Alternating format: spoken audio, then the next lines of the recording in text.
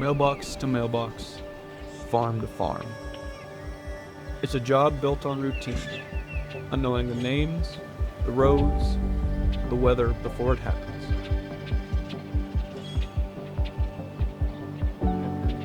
Like the mail route, his farm runs on timing.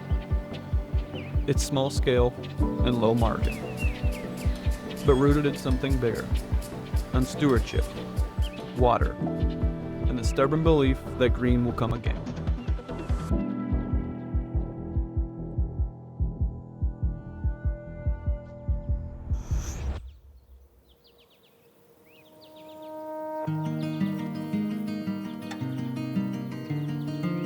I'm the fourth generation to farm this ground that we're on. I ended up buying it from my folks in the late 80s with all the financial crush then that was going on. So,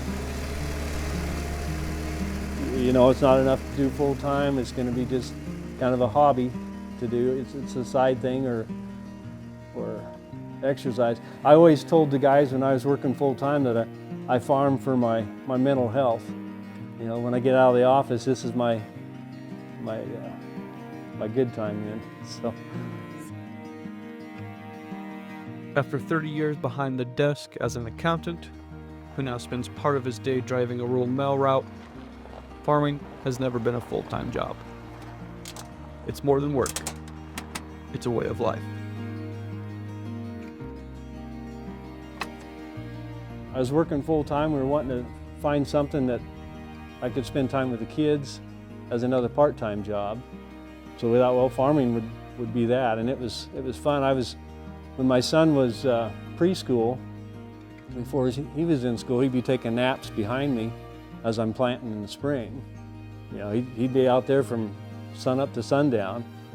He's an agronomist now, so I get his advice on right and wrong things to do. So, some of that advice: try cover crops.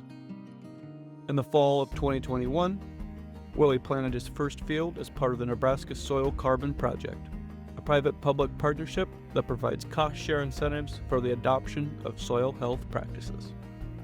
The incentive from Central Platte and NRCS to where it was going to be the cost share kind of paid for most of the seed. It didn't pay for, you know, your time or things like that, but at least it covered the seed cost, so at least it was a start that way.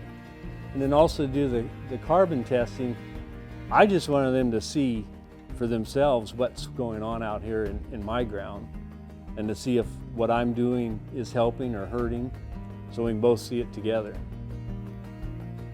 The program's goal?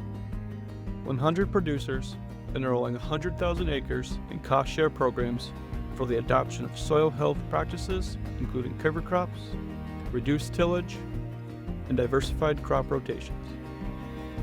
A goal that benefits both the producer and the land. I like seeing green in the spring. I always liked out west when they had the wheat fields, when things were greening up, especially it's been cold and dry all winter long, and then to see something nice and green, and you know, even south into Kansas and Oklahoma, if they got rain, that would keep things up. So, but seeing green next to brown I like that. To me, it's financial. You know, if it's not sustainable, then it's not financial. I mean, if I can't stay in business, then it's not sustainable. So that's always been and maybe that's my accounting background too, that you got to make money on it. Even if you come out at the end of the year and it's a zero, you've made your land payment, you've made all the payments, and you know the taxes are covered. This may not be a 10,000 acre farm. It's not GPS guided, satellite linked, or a multi-combine operation, but it's cared for, measured, treated with respect. When I was younger, I didn't mind the hours in the tractor seat. Now I'm thinking, it's getting old. You know, maybe it's an age thing, but yeah, you know, so get a little wider equipment. I got a 12-row planter, so, you know, 30 feet at a time, I can get across the field. It isn't just a field. It's a question he asks every year. Will it grow? can I keep going? He goes 30 feet at a time, plant by plant, row by row. Farming's like that, part science, part faith.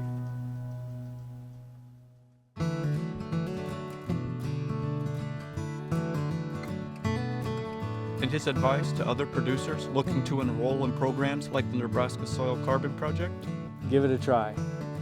You know, if you're not going to do it on half your acres or a third of it, just give it a try. Get started on trying it.